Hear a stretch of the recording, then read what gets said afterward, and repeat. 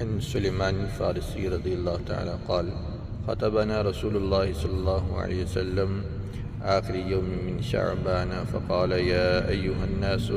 قد أظلكم شهر عظيم، شهر مبارك، شهر فيه ليلة خير من 1000 شهر، جعل الله صيامه فريضة وقيام ليله تطوعا من تقرب فيه بخصلة من الخير كان كمن أدى فريضة فيما سواه، ومن أدى فريضة فيه كان كمن أدى 70 فريضة فيما سواه، وهو شهر الصبر، والصبر صوبه الجنة، وشهر المواساة، وشهر يزاد فيه رزق المؤمن من فطر فيه صائما كان له مغفرة لذنوبه وعتق رقبته من النار،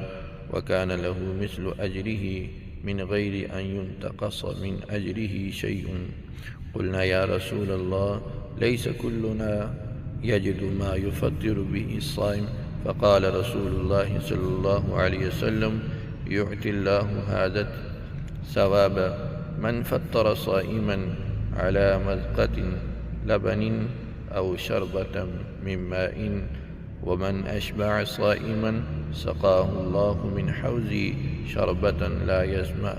حتى يدخل الجنة،